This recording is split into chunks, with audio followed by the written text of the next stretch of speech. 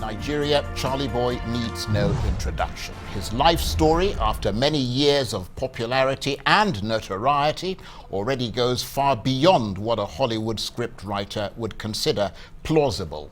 You may well remember Charly Boy from 2 decades ago, with his studs and spikes and his trademark red-tinged mohawk. He became famous for his publicly defiant appearances, a sort of anarchist, often showing the middle finger to the political establishment. But then, over the years, he's also become something of an inspiration for millions of Nigeria's youths who felt cheated by their politicians and who are disgusted by the staggering levels of officially sanctioned corruption in the country. Today, Charly Boy can be said to have become a sort of national hero for many Nigerians. Such is his current popularity that sometimes the world does really seem to be his oyster. Before we speak to the man himself, here he is in his element, blending music with sharp social criticism.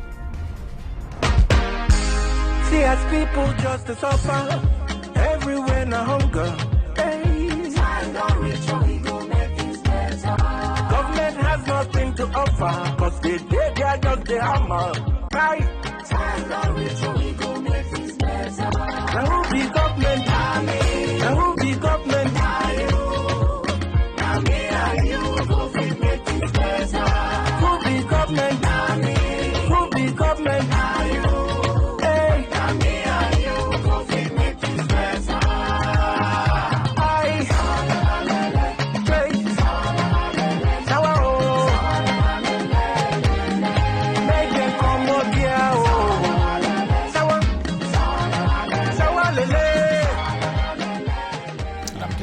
To say that the maverick entertainer, political activist, social critic, and fiendishly debonair Charly Boy joins me now in the studio. And you were obviously enjoying that music as it was playing. Yeah. Oh yeah, I was rocking it while I was in the studio doing it, you know. So I always enjoyed. It's a pleasant piece of music. But you didn't introduce me in a very proper way. Because of course you've got lots of titles, Nigerian titles, chieftaincy titles. You can't leave that out. Traditional, please, yes. Tell us those titles. Now, I was born Charles Chukwuemeka Oputa. Right. Okay? The artist popularly known as Charly Boy. Yeah? The father of the youth, and hence, area father. Yes. No, Yes. no, I was going to come to that. Yeah. I'm in the mood. I'm in the zone. The Odudubariba one of Africa. What does that mean? Because we have audiences who are not Nigerian. That means the most revered spiritual warrior. I'm a spiritual warrior. Right. Okay? And the president of all frustrated Nigerians. Well, then you've got a lot of people Oh, yes. who you're president Oh, of. yes. And it is fair to say, isn't it, that you are a sort of movement onto yourself. I mean, an initiative that started and has now snowballed into something much larger. Because I've taught the young people in this country how to be their authentic self. Okay? A lot of people look up to the brand, and, you know, for those who didn't have enough sauce, enough gusto to chase their dream, well, Charly Boy told them how to hang on, stay focused, be tenacious. And it is a brand, isn't it? Of course it is a brand. I mean, do you need to ask that? Yes, it's a brand. It's a youthful brand. I remember in the beginning, my father would always say to me, you know, when I first started, he said, this ain't gonna work. I said, why? He said, because the people are in other words, this brand isn't gonna sell. Yeah, the people are conservative. They don't have deep thoughts, you know. And I said, and I will say back to him, I said, listen, I'm in a hurry to get to somewhere. I can't keep living under anybody's shadow, okay? So I got to do what I gotta do to get there. And then when it's time to show Nigerians what's it up here, my brain, then I will. But before then, let me be as wild and crazy as flamingo-ish as I can possibly And of course, get. it is fair to say, isn't it, that your persona is almost diametrically opposed to that of your father. Yeah, but I mean, your father was a Supreme Court justice, but quite we stand for the conservative, religious. Yeah. You see, what he succeeded in doing at the bench, the bar, with his judgment, is what I did on the streets. So in other Simple. words, it was a different measure of success. Precise. You were born into a family, now that we're talking about your father, that is as close to Nigerian upper-class royalty as they come. Yeah. Your father, as I said, was a celebrated Supreme Court justice, a brilliant legal mind, and part of this country's greatest generation of high achievers. Yeah. And well, the reason I mention that is that the perception people have is that you went south. Why not? It's my life, isn't it? It's my life. And I remember, when I finished my youth service, I think that was about 79, thereabout. And one morning, we were living in Owerri at the time, right? And then one morning... And Owerri is a town in the southeast of Yes, Nigeria. in Imo State. Right. Yeah. And one morning, my father says to me, get ready. Tomorrow you're going to go to Port Harcourt and take this letter, you give it to this guy, and you start work. And I'm like, I didn't discuss I was going to go to a 9-to-5 work with anybody. He said, but don't you want to work? I said, no, I want to be my own boss. What does that mean, your own boss? And what did you study I you studied in America, yes, didn't you? I had my master's in mass communication, yeah, and yeah, I'm good with communication. I'm good with communicating different stuffs. Okay, so my father thought it wise that I should be the PR in Shell, yeah. And when I turned the offer down, that I didn't want to work, I didn't see myself as a 9-to-5 kind of guy. And he goes, okay, so what do you want to do? And what came out of my mouth, I didn't really think about it, okay? But I had to say something to piss this guy off, because this guy has been on my case ever since I was born.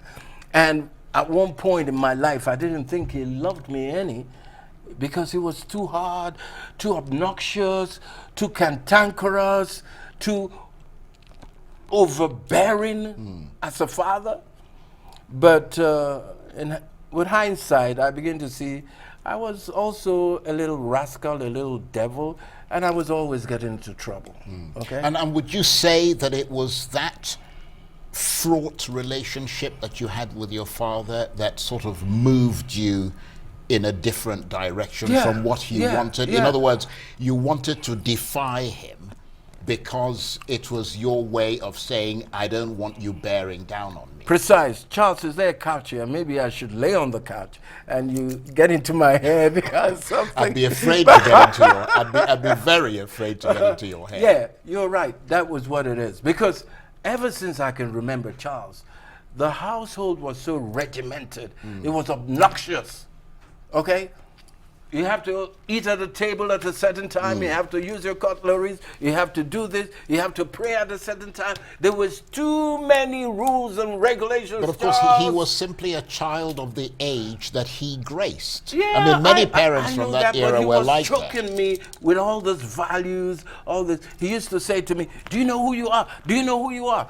I got tired of hearing that. I said, I know who I am. My name is Charles Chukwuemeka Oputa. I live at number 11 Ohofia Street, Borokili, Port Harcourt. So what? He said, no, that's not who you are. You're an Oputa. You have to talk like this, walk like this, be like this. I didn't understand it at the time, Charles. But, you know, it's like I did a 360 degrees. All those things I rebelled against are the things I've chosen to adopt. The things I find solace in, you know. And that was why for the last 14 years, you know, before my father passed, I brought him. He lived in my house. I was downloading all the wisdom. I didn't know that my father, this same man, I didn't really care for that much as a teenager, was my #1 hero, more or less. Well, that's a story that in the end ended well, wasn't it? Oh, yes, it Right, did. okay. It had a beautiful ending. Right, I'm going to ask you to stay with us. You're watching the Arise interview. Plenty more still ahead as we continue our dissection of the life story of the famously notorious Charly Boy. Stay with us. Notorious? Now, Charles Oputa has a life story that even the most creative script writer would have been hard-pressed to invent. He was the son of a celebrated Supreme Court justice who became a pariah after he broke with the very idealistic, pseudo-religious upper-class family his father had created and the stodgy government his father served. But after years of self-imposed exile, he emerged from his chrysalis as Charly Boy, a new man, more confident, more relentlessly outrageous, more in-your-face loud, and more expressively dramatic in perhaps more cringe-worthy ways than his rather conservative father would have liked. He created his own diverse array of charismatic attitude, psychedelic style, unorthodox avant-garde fashion, and other forms of radical expression, anchored in a sort of punk subculture of politically charged music and edgy, provocative photography. But his new fangled persona was also rooted in the economic hardship and social fragmentation that was rife amongst Nigeria's teeming unemployed youths, an acute sense of failure, hopelessness and disappointment that Charly Boy captured in his music and which connected with ordinary people. Take a listen. When I look up, now commotion. When I look down, now frustration. When I look at my side, now to reach the top, now connection. If you look at person, now stagnation. When I look my side, now okay. One day, our Aniagolu go. Now so then they talk. One day, our mumu go do.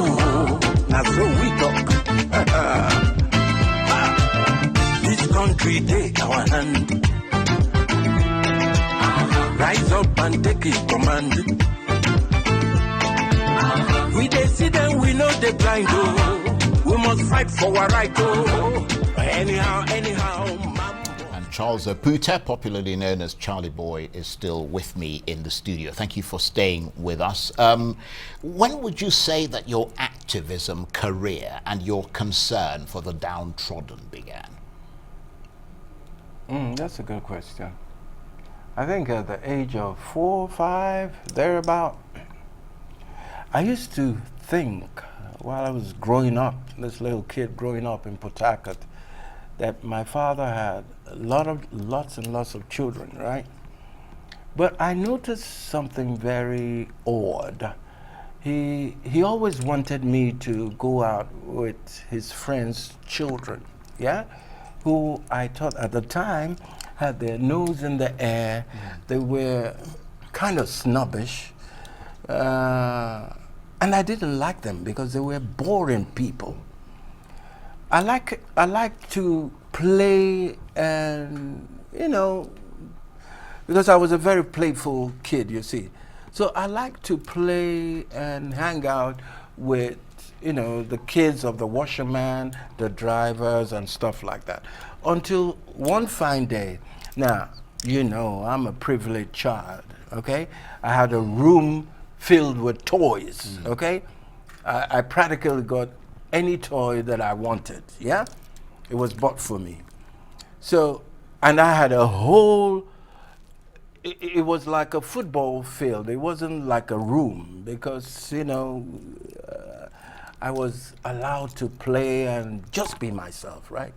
Till I now went to this, I think it was our drivers' kids to see them, to visit. And I found it odd that there were like about 4 people in a room and they didn't have any toys to play with.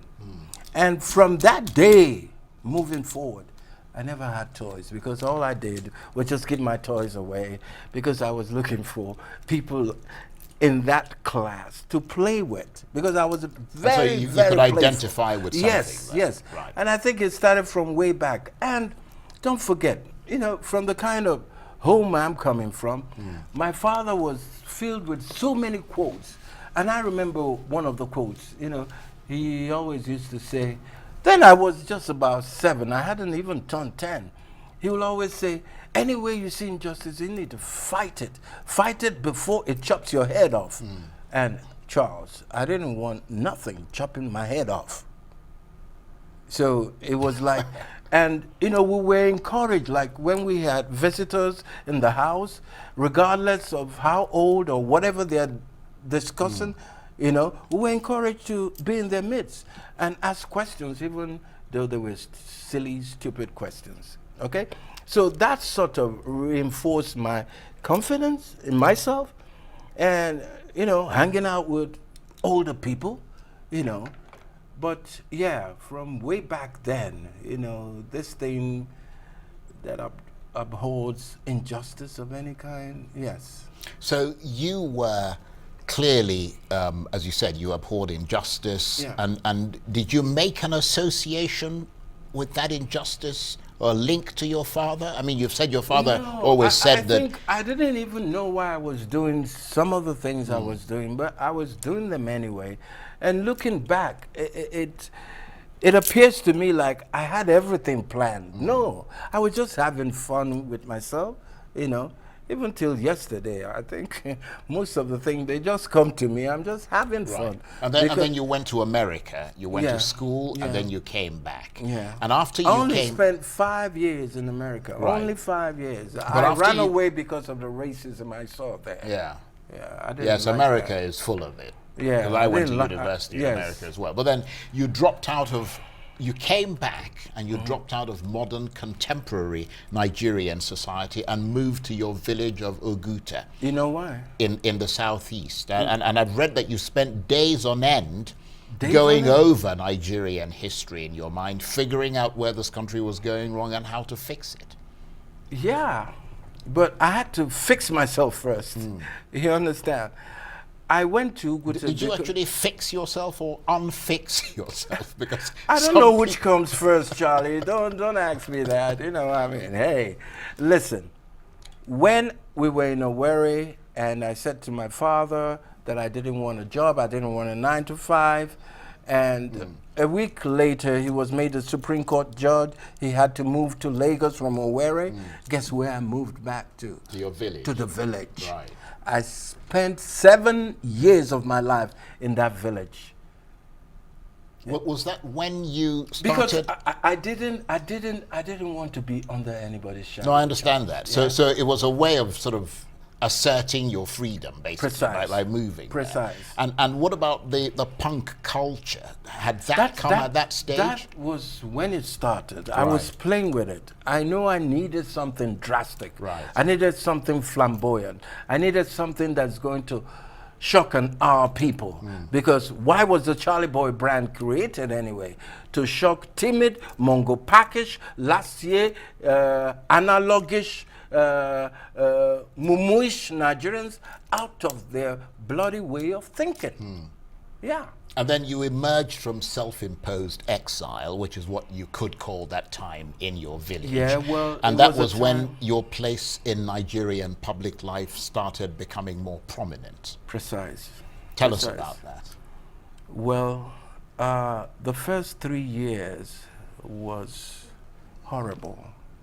I've never experienced poverty in my life as of when I decided to go my own way. And I started from the village. I wasn't born into a poverty-stricken family. I've never known poverty before. But that was my first romance with poverty, yeah, for 7 years. The first 3 years was, I was just scraping by, you know, and I had an agreement with my wife that she goes back to America, maybe does some work here and there. That was your wife at the time. Was that your first wife? No, it wasn't my first, it wasn't my second, it wasn't my third, it's the last one, Lady D. You mean the most current one? Yes. Right, okay. You know, I was with her then. So, right. And we just had our first baby.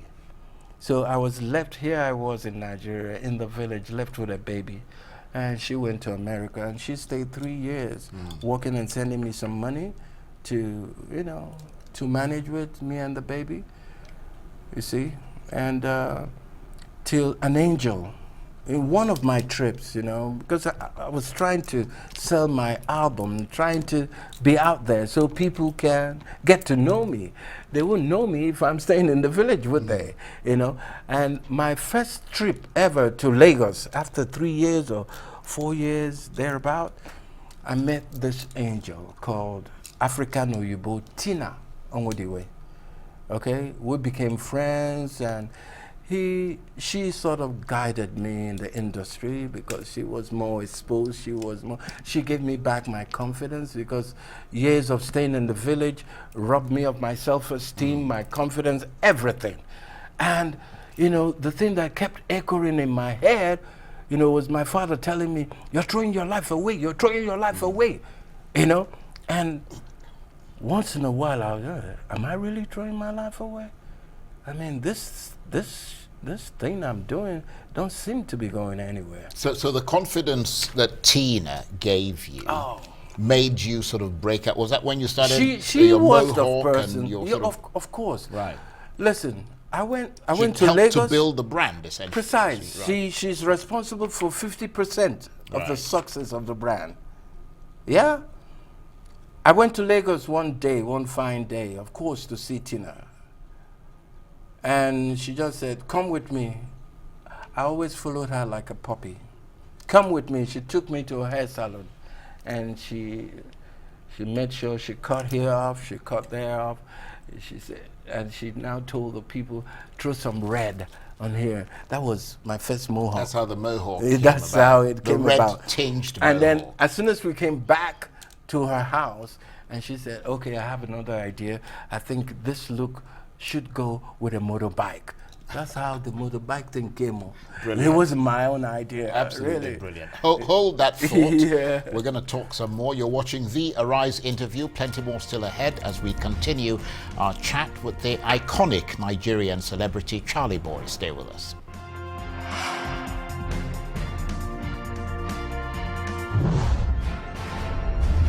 Now, Charly Boy's motto might have been, "If you say it's forbidden, I'll do it."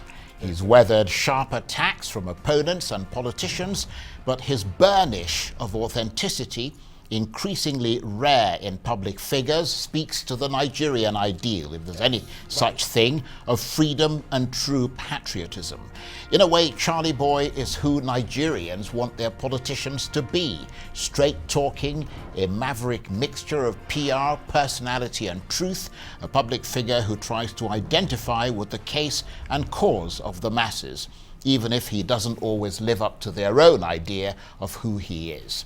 Here's his former comrade turned critic, Deji Adeyanju, taking a dig at him on Arise News. The issue of going to collect money from the oppressors was not the real issue. There were several issues of going to collect money from them. You understand? There were so many issues. They collected money from so many people. And when I had it, you know, I confronted him once before the prison experience, and I warned him. You understand? And he said it will never happen again. And I said that if such a thing ever happens again, I will never be part of the movement, and I'll pull out of the movement. And there were 4 of us there, and thank God that Yellow Showore is still alive. You can verify because he later joined in. And so he apologized, and I said, let bygones be bygones. So when my incarceration thing happened, and I was told that he collected money, and when I came out, I went to verify it. I verified it from 2 reliable sources, and I confirmed, and I went to meet him in his house. And I said, "You did this, you did this, you did that." And he said he's sorry. And he said that he was only trying to mediate. You understand? He met Kiamo, and he was trying to mediate, blah, blah, blah, blah, blah. And I said, how can a fellow comrade be in detention by a government that sent him to prison, and you went behind my back to collect money from them after the last encounter we had, and after everything I said? I told him, I said, you have 17 grandchildren. 17 grandchildren. And the impression out there is that you are genuinely doing this because of the love of country. I said, I can never be associated with you because you do not represent the values that I hold dear. That if it was to be collecting money, we would never have come into activism to do activism. And as such, I can never have anything to do with you. He followed me to my car begging that we should reconcile. I just simply told him. Charly Boy is with me in the studio, and of course, in the interest of balance, we have to balance things. That's why we're objective journalists. I mean, what's all this about you compromising your principles and getting into bed with the Buhari administration? I mean, if that is true, obviously that affects your credentials. Nothing affects my credential. Nothing can ever affect my credential because Charly Boy, knock on wood. Yeah, but what's your response to those allegations? Like I already told you, if you're doing streets, you pick up stray cats. Stray cats, what do? They scratch. You pick up people from the gutter. What do? They don't have no value system. They don't have no respect. Okay, that's a whole bulk of rubbish. He just said, made up stories. Well, I mean, but it doesn't really matter, right? Because he did make some very specific allegations. What allegations? He says you collected money from the Buhari government whilst he was being tortured for his beliefs in prisons, beliefs that he thought you both shared, which is holding the government accountable, criticizing their policies. We don't share the same beliefs. These are people that I just met on the street. And when you meet people on the street, these are the kind of things that just that happens. He's a politician. I'm not. I'm not for anybody. He's for somebody. Okay? So we can't come together. And if he's saying I'm collecting money, that somebody gave me money, and I'm still cussing them out and dissing them, I must be a very powerful person. And of course, the presumption is that he has the evidence that you collected money. Bullshit. Okay? Now let's not ruin this nice interview. All I can say about that is that's good reasons to bad rubbish. Right. Okay? It's good they're out of my life so I can focus and do the things that I've always done for the past 41 years. I've not changed. I've been consistent. I've been tenacious in chasing whatever it is I'm chasing, in standing up and being the voice for the voiceless. I'm not going to start to change when I'm 70, collecting money. I may not have money, but which kind of money haven't I seen? Okay? These are your people from the gutter. It's not because I'm doing street that they're hanging around. I let them hang around me. Like I said, you pick up stray cats, they're bound to scratch you because that's what they do. So let's just be ineluctably clear. Those allegations you say are false. Listen, they've also accused me of being gay. Is that true? They've accused me of being a cultist. Is that true? They've accused me of being irresponsible. Is that true? Okay, let's move on. What I wanted to ask you was, I mean, this idea of being Charly Boy, this image of Charly Boy that you have to carry with you. I mean, do you get tired of it sometimes? How can I get tired? Because nothing excites me like the ignorance of Nigerians. But you have to live up to this image. Yes, and thank God I know the difference. Like in my house, I'm not Charly Boy. I'm Mr. Oputa in my house.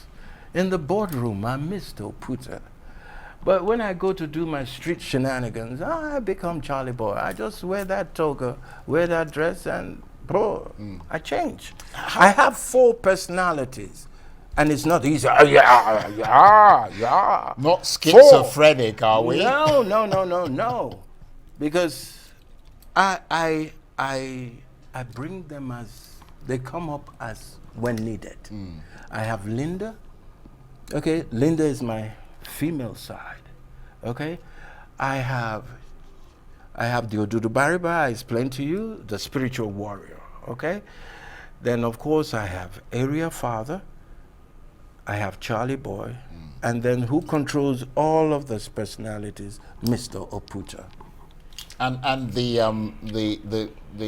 woman who's in you, Linda. Yes. Is that the one that we saw? Because I mean, there's a picture. I wonder if they can call up that picture where you had a wig, sort of a red wig on, and you were sort of Linda. Yeah, it was a kind of cross-dressing look. I'm not sure if they've got it. You know, that was how I really started the Charly Boy brand. Right.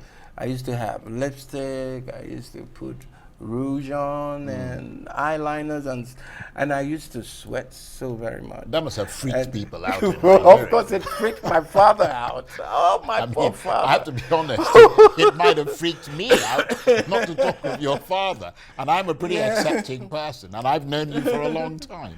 Yeah, that was how I started, you know. I even started before Boy George came along. Okay, so people thought I was copying Boy George. Yeah, the difference, of course, is that Boy George was gay. I mean, he was very clear that he was gay, and you're not. And that's where the gay thing started, you know? I just get tickled when people, you know, because Charly Boy means different things to different people. You can only see the brand from where you stand. And if you're standing on a heap of ignorance, that's how you see the brand. Okay? Because it reminds me about the case of the 10 blind men as they stumble onto the elephant. This one holding the tail and say, oh, this animal is very long. It's like a snake. The one that had the feet said, the this 12 is like, men of Hindustan. Okay. They described what they thought they were feeling, but that wasn't the whole picture. So it takes depth. Okay, like somebody like you to see the beauty of the brand, not stupid mumu people. That sounds almost elitist. Well, is what you listen, fought against for a long time. You, where are you coming from? But are you from the street? But I'm not. I'm not trying to be from the street, whereas you are. I mean, your wasn't trying to credentials. be. Not that I your was trying to depend on Charles, listen. I wasn't trying to be on the street.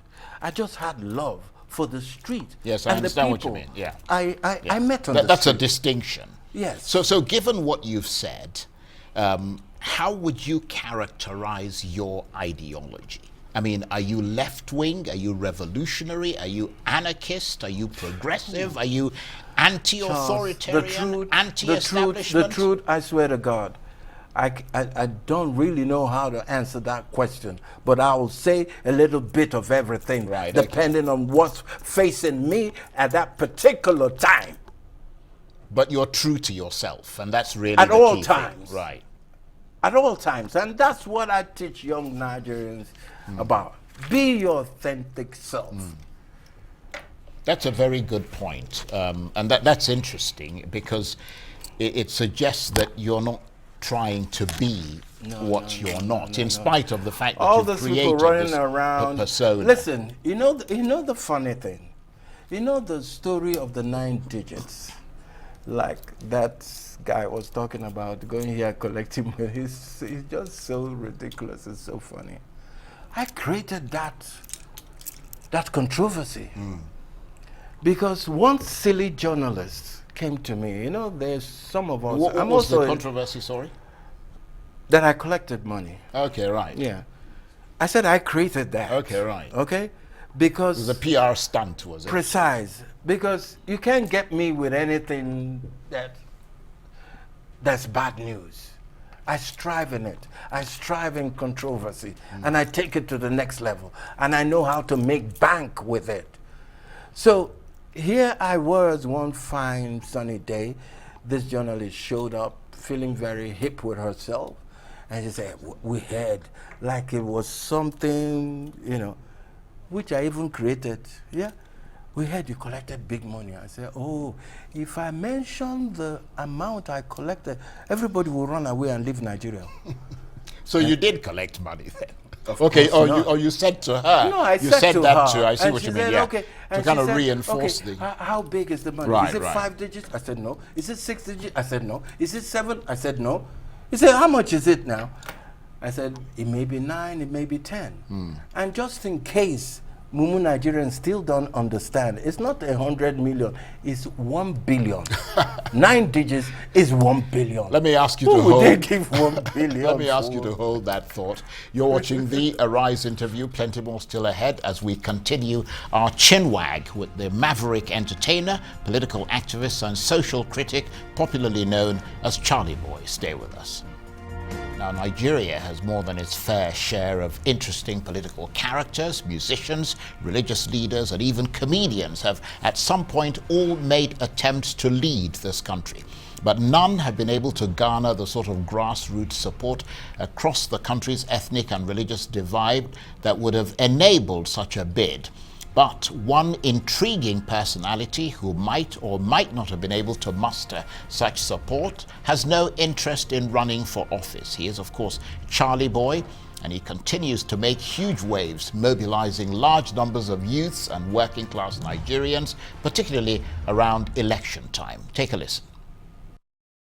Frustrated Nigerians, this is a 911 call. Nigeria is in a state of emergency. Nigeria is deteriorating into the abyss in a free fall as the last shred of hope for the citizen is quickly vanishing. A recent event in the country should wake us up. Yeah. We need, as a matter of urgency, to be more vocal, be more visible and demanding for accountability, transparency, and participation in the affairs of our country. Oh yes. We must clearly understand that it is our job, and not any foreign country's job. It is our job. It's not a job of angels or Allah or Jesus or anybody else to right all the wrongs in Nigeria. Oh no. It is our job. The truth is this: only us can save Nigeria. Oh yeah. With some help from our friends and well-wishers, the heavy lifting and the bulk of the work is Nigerians to do. Yes. Our diasporas must also acknowledge the responsibility. And Charly Boy is still with me here in the studio. From an activist point of view, what would you say your marquee issues are? What are the issues that you would most like to see addressed in Nigeria? First of all, let me say this. The word activist have been so bastardized. I don't like to be called an activist. So what do you would like to be called then? I don't know. Maybe a social engineer. That's what I've been doing from Young Street for the past 45 years. That's what I've been trying to do, to retweak and rejig the youth mindset. Okay? All these activists, they are coming to talk of pupu nyanya up and down. Please, I don't want to be grouped in that group. Well, okay? I promise you, even if you Please, try, Charles. you wouldn't be grouped by anybody with anybody else. You know. But that the tape you just watched, it was my message to the people in diaspora. I traveled about 2 months ago. I was away for the first time in my life, you know, since I came back. I usually, when I travel, I don't stay more than a week or two because body starts to pepper me. I want to come back, rush back home. But this time I stayed about 5-6 weeks, yeah? And it afforded me the opportunity to go 4 city tours in Uppsala, in Stockholm, Sweden. Uppsala is in Sweden. Yes, course, yeah. yes, and in Frankfurt, Germany, and one other time one other town I can't seem to get the name right, and it gave me a different idea because this is what I see, Charles. Okay, for the past 40-something years, I've been talking with my people here. You know, every day it gets worse. It's as if some rat or something has eaten into their brain. Their ignorance, you know, the ignorant is ignorant of their ignorance. And I'm like, you know, it's not the fault of the government anymore. I'm not looking at them. But what about the citizen? What are we doing about our condition and situation? And to hold the government Yeah, accountable. and to hold the government Right. accountable. So why have you never gone into politics? It's not my thing, just like I didn't go into a 9-to-5 kind of. It's not my thing. I'm not a politician, and I don't want to be. And not to talk about the way politics has been so rubbish in this country. This is not politics. I don't know what it is. Okay, I know that it's not that rosy everywhere. Look at what America is going through. Okay, look at Donald Trump with his crazy politics. Okay, so I'm not a politician. I don't belong in that, you know. But you're somebody who wants to make a change. So to that extent, Yeah, I'm asking. All I'm asking, right? for the use of this country, make a change in your mindset. That's all I care Yeah, about. but you would help more if you were in a Yeah, that's position. how they say. The Okay, reason if you get in, you can change it from the but inside. the reason I say that is that the battle for ministerial appointments is currently raging in Nigeria. Would you be interested in such a position? No. Perhaps no, as no. Minister of no, Youth? No. Minister of Youth? No. Or Minister of Information? I'm the president, for crying out loud. What are you talking about, Charles? So you, I'm the president of all frustrated Nigerians. That counts for something. right. So you want to keep those credentials? Precise. What am I doing with this messed up people here? No, I don't want any ministerial position. Nevertheless, in spite of all the effort Yeah. that you've expended Yeah. in this direction, Yeah. this engineering direction yeah, of society, would you say that the campaign that you've presided over has consistently faltered? Because the lives of millions of Nigerians have basically not improved, and you have not been able to infuse it with enough energy to effect that change. You know, Charles, sometimes I wake up in the middle of the night, I ask myself, you know, have you really done anything? You know, what have you done so far? Has anything changed? You know, but I look around, okay? I see some young people, those that have mentored, those that have passed through me, you know, like the Ali Babas of this world, like the Majek Fasheks of this world, like the Tunde and Wumi Obeyers of this world, okay? I can keep naming names till tomorrow, okay? And they've taken something, just like I've taken something from them while we were together, they've taken something from me. And I know that because of me, there are millions of Nigerian youths out there that never gave up on themselves, that never gave up on their dreams, that never gave up even though nobody else believed in them. They believed in themselves. Right. We're Because coming all to they the, had to do was look at Charly Boy. Sure. We're coming to the tail end of the interview, and I just want to ask you, that dream that you've had of a better society in Nigeria, where does it stand now? Is it at an end? I mean, you're in your mid-60s now. I don't know. I mean, where does it stand? The truth, I'm a merchant of hope. That's what I see is not encouraging. Sometimes, and that is why I'm the president of Frustrated Nigerians. I am frustrated myself. Almost every other day I'm frustrated being a Nigerian, trying to survive in this hellhole, okay? So sometimes I don't even know if I'm coming or if I'm going. But, you know one thing about me, I still remain focused, consistent to the as far as the message is concerned, with tenacity, and all I can offer Nigerian youths now is to say, well, if I believe, then there must be hope. This cannot be the end. This should not be the end. And on that note, Charly Boy, thank you very much indeed. Thank you for having me. That's it for this edition of The Arise interview. Join us again for a fresh edition tomorrow. From me and the entire team here in Abuja, bye-bye, and thank you for watching.